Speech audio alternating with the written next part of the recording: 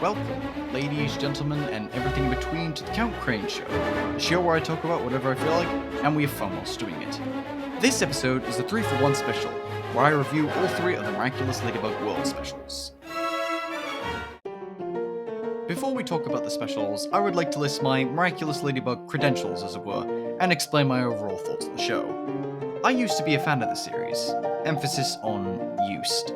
I first watched Miraculous a few years ago, and I really liked it. It even inspired the creation of several characters for my own original projects. Note none of them were very good and have since been scrapped. But after season 3, I dropped off the series until the 2023 film came out, which inspired me to revisit the show, and upon rewatch, it fell apart like a house of cards at an earthquake.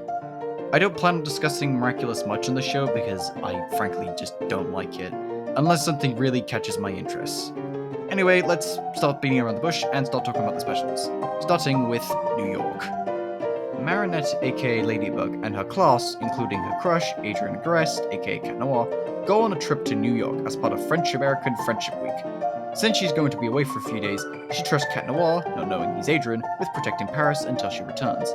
However, their nemesis, Hawkmoth, is also in New York, and teams up with supervillain Technopirate to steal the Eagle Miraculous. Now the French and American superheroes have to team up to stop the villains. Of these 3 specials, this one is easily the weakest. Most of the runtime is just dedicated to scene after scene of Marinette fawning and fumbling over Adrian and being super awkward and clumsy around him, despite constantly stating that the two are just friends. They say friends so many times you could make it into a drinking game. Exactly. It's not funny and it gets old fast. Also, aren't they dating other people at this point?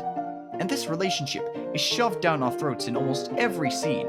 Uncanny Valley, one of the American heroes, states that Adrian and Marinette are soulmates every time she sees them together, even when they're just standing next to each other. We get it, they're endgame, even though they aren't because Marinette is a freaky stalker. And the scene where Adrian leaves New York and Marinette chases after him on a bicycle, and by the way, she just takes some random bicycle off the street. Whose bike was that? Regardless, it's supposed to be this big dramatic moment, but it's so over the top it just comes off as silly. And Marinette is going after him like she'll never see him again. He's just going back to Paris, where you all live and go to school together, and where you will be in a few days. Calm down, you freak. Please, this is the least of her freaky behavior. Remember in Puppeteer 2 where we do not speak of that? There are also several plot points that go nowhere, like one of the New York students has a crush on Sabrina, whose name we never learn, and Miss Mendeleo feeling unappreciated. Cat Noir/Adrian isn't much better. Instead of talking to Ladybug about his situation and trying to figure something out, he leaves Paris defenseless without telling Ladybug a thing. Sure, he had a plan in case of an emergency, but that went out the window when Technopirate showed up. As a result, neither hero was in Paris when Robustus attacked. Maybe if you knew each other's secret identities, this wouldn't have happened. But no, they can't know who the other is because romance drama. You know, I was almost about to commend this special for including actual consequences for the hero's actions. Because Ladybug and Cat Noir were in New York when Robustus attacked, Paris was ravaged, and since Ladybug's lucky charm can only fix damage caused by a specific villain, it can't be easily undone. That's good stuff, that's actual consequences. But then the ending takes a piss all over that, because the people of Paris aren't the least bit mad, apparently, that their heroes were absent during a time of crisis. They actually praise them for helping out the New York heroes, even though there are likely hundreds of them that would have been able to take care of the issue. If this took place in the real world, people would be furious at these two for abandoning their post with seemingly no contingency in case something like this happened. And speaking of being absent during a time of crisis, after Cat Noir almost kills Uncanny, he renounces his ring and leaves Ladybug to deal with Technopirate and Hawkmoth all on her own. I get that he's upset over almost killing someone and disappointing his partner. That's fair, that's natural. But he's been through much worse and still kept going. Remember in Desperado, where he used the Snake Miraculous to reverse time 25,913 times over the course of months. Now he almost kills a robot and slightly disappoints Ladybug and gives up? Come on, Adrian. What's Ladybug gonna do when she gets back to Paris? She's gonna have to find a new Cat Noir or fight Hawkmoth on her own. As for the new heroes, Jessica and Aeon, aka Sparrow and Uncanny Valley, are the only 2 that we really spend time with and get to know. They're fine, but along with the rest of the American heroes, they're very underdeveloped and unexplained. Like how come there are superpowered heroes without Miraculouses everywhere in New York? How have we never heard of these people before? How long have they been around? When did they band together to form an Avengers team? We don't know. And I really don't like how they just introduce regular superpowered heroes and villains in this world. It comes out of nowhere and makes our main heroes and the Miraculouses feel less special when New York is swarming with supermen and women. Also, Aeon, Jess, Nino, and Alia think the best way to bring Marinette and Adrian closer together, despite the fact that they're currently dating other people, but screw them because Adrian is the only thing that matters, and why are we representing that shit with Blight? Come on, you know why. Anyway, to bring these two closer, they trap them in a room and make them believe they're about to be attacked by a supervillain. Nothing like making your friends believe they're about to die to bring them together. Am I right? Wow, these guys are assholes. At least Night Owl appropriately yells at Aeon and Jess for this, and Alia constantly teases and mocks Marinette's anxiety over Adrian throughout the entire trip, even though she's genuinely freaking out whenever she's with him. What a great friend, right? As for the villains, Technopirate, aka Mike Roadship, is a supervillain who steals technology and talks like a pirate because he has pirate in his name. That's the extent of his characterization. Hawkmoth is alright.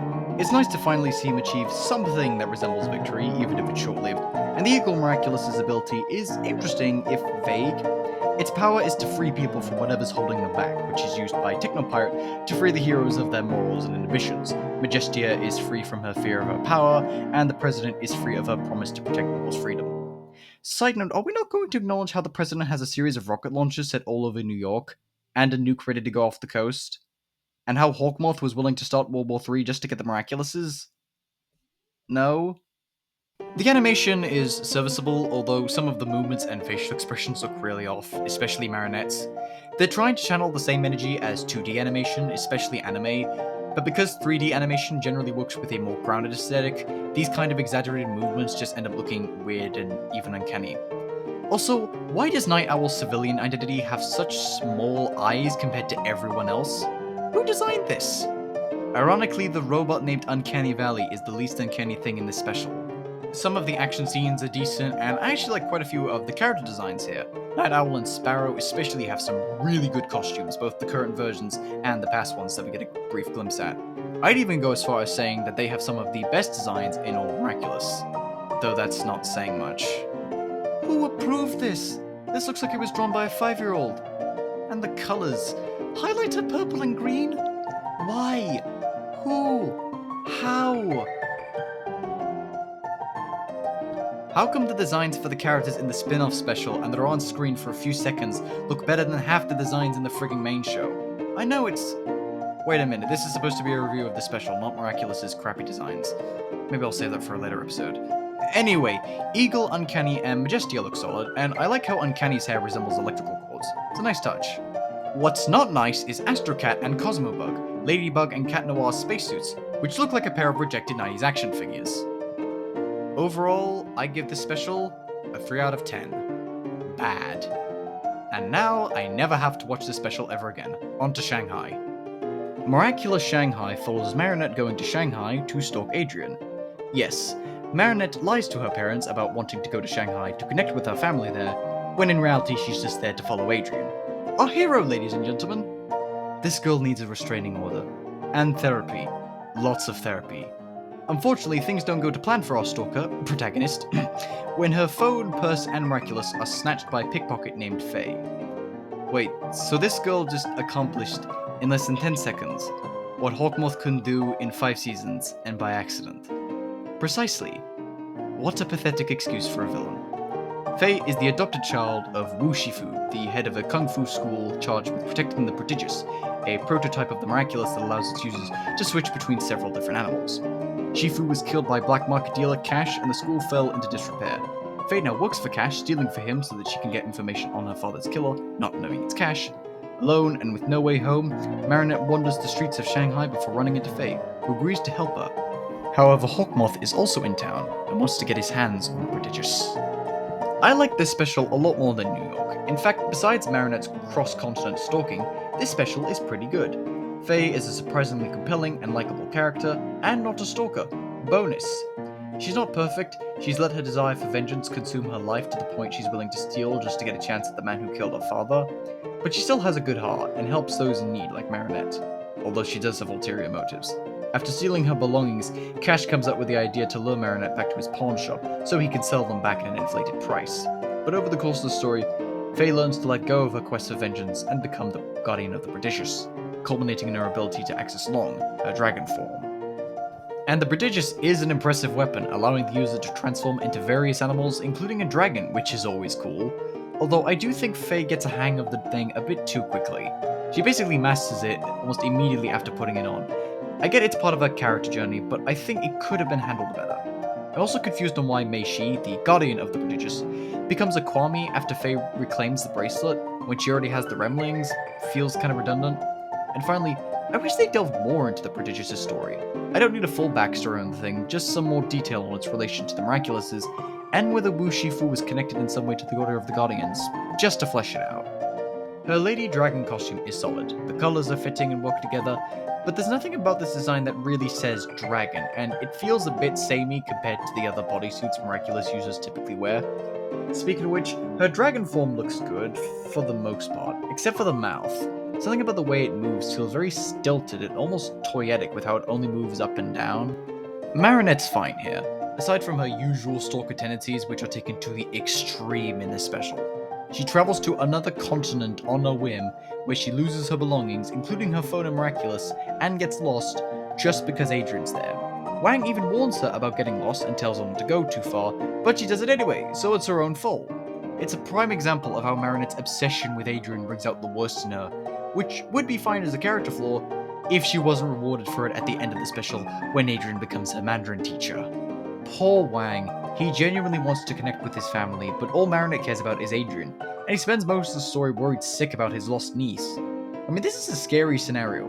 Marinette is lost in a foreign country, without her phone, no money, doesn't know how to get back home, doesn't speak the language, and it's getting dark. Who knows what could happen? This special feels surprisingly realistic and gritty in places. Two words I thought I'd never use to describe Miraculous, but here we are. A girl getting lost in a foreign country she doesn't know, Faye lives in the decrepit remnants of her father's school, and slimy pawn shop owners who are only after a quick buck. On a more positive note, I like how we get to learn more about Marinette's family here, specifically her mother's side, and I wish this was explored more. Maybe have Marinette be in Shanghai on a family vacation instead of being thirsty for Adrian. Again. Speaking of Adrian, he isn't given much to do here. He acts as a plot device to get Marinette to Shanghai, then spends most of the special trying to find Marinette as Cat Noir, until the third act where he gets involved in the action before getting vaporized. At least we don't get much of the he/she is just a friend nonsense because the two spend most of the special apart. It's still here, unfortunately, but it's infrequent enough to not be grating. Hawkmoth doesn't do much until the third act, but it's nice seeing him display some level of compassion towards his son. He encourages him to explore Shanghai whilst he sorts out business, and when Lan Yao Shi, an akubatized Mei Shi, is about to attack Shanghai, he tries to stop him but is completely vaporized. One thing that confuses me though is Gabriel talks about finishing what he started 15 years ago. Presumably he's referring to Adrian's birth, but why would he refer to that as the start of his mission since his wife's only been dead for about a year, and Cat Noir and Ladybug have existed for an equal amount of time? Another prominent villain here is Cash, the killer of Faye's father and now her boss. He's not the most inspiring character in the world, but he's an effective secondary antagonist, and his personal connection with Faye does elevate him above just being a standard shady crook. It also helps that the scenes he's in are genuinely tense and well written. The dialogue between the characters is really good. Interestingly, he also appeared at the end of the New York special in a scene I didn't talk about because there's not really much to it, which raises questions about what the writers have planned for him. I also like the bits of characterization Gorilla gets in this special, like his collecting hobby and his fear of flying, which he calms with a relaxation app. It's not much, but it helps to flesh him out and give him more personality. The animation is, again, solid. There's some really good fight scenes here, like the battle in the cave and the final fight against Lan Yao Shi, although the last one does feel a bit tacked on and is quite stupid because of how Hawkmoth is apparently able to akubatize a neutral guardian. It looks cool at least. I like how the music also incorporates some Chinese elements into it. It helps to give the score a more distinct sound and identity. Overall, I give Miraculous Shanghai an 8 out of 10. Really good. It's a really solid special despite some critical hiccups. And now, Miraculous Paris, Tales of Shadybug and Claw Noir. Shadybug, that's the best they could do. In this special, we meet a heroic Hawkmoth from another universe called Betterfly. Are bad names a recurring theme in this one? Not really. Betterfly comes from a universe where Marinette and Adrian have become evil. You can tell they're evil because they're goths, the most evil of all creatures. Betterfly travels to the main universe, but the evil doppelgangers follow. It's now up to Betterfly and the main duo to stop these sinister doppelgangers and save their reality. So this special was clearly an attempt to cash in on the multiverse trend that the MCU started with its multiverse saga. Ignoring the inspiration behind it, this is again a really good special. The alternate versions of the characters have terrible names except for Claw Noir, but beside that, I actually really like them.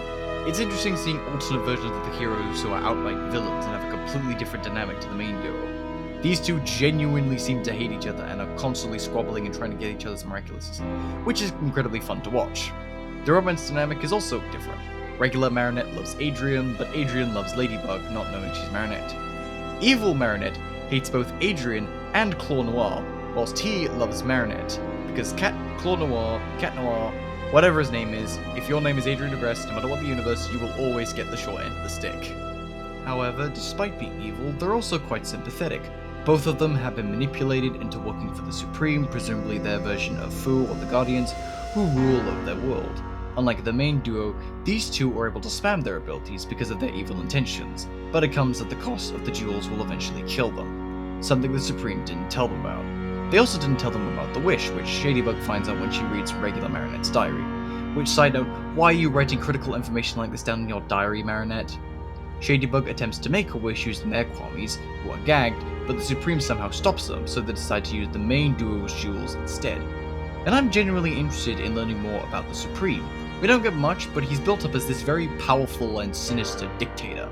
Frankly, the few details we do get on the alternate world are far more interesting than most of the stuff going on in the main show. I am not a Miraculous fan anymore, but I would be interested in a spin-off show about this alternate universe, assuming it was good, of course. Also, unlike the main duo, these two lead far more dysfunctional and depressing lives. Adrian deeply misses his mother, and his father is too busy designing costumes to be with him, although that could be a cover for his Betterfly activities. And Marinette has no friends, a horrible mother, and is horrifically bullied by Chloe, because Thomas can't resist crapping on Chloe even after Season 5. So now they want the Miraculouses to fix everything, and we get a fantastic final fight between the heroes and the doppelgangers, complete with a pun war between the two Adrians. The special overall has amazing fight scenes like that climax and the fight at the Eiffel Tower.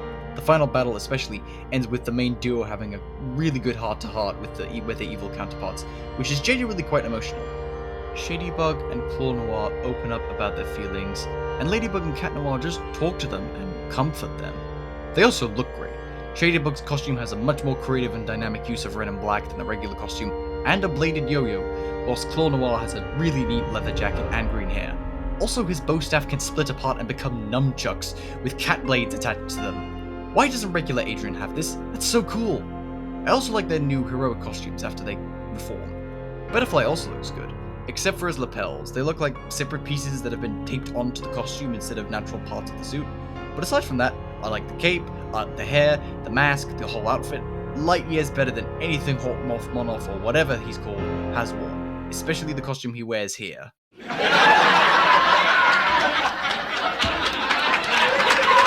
And it's nice to see the Butterfly Miraculous used for good for once. Alternate Gabriel also has a really interesting backstory.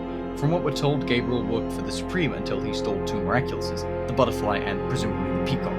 And my guess is Emily used the Peacock, which killed her like in the main universe.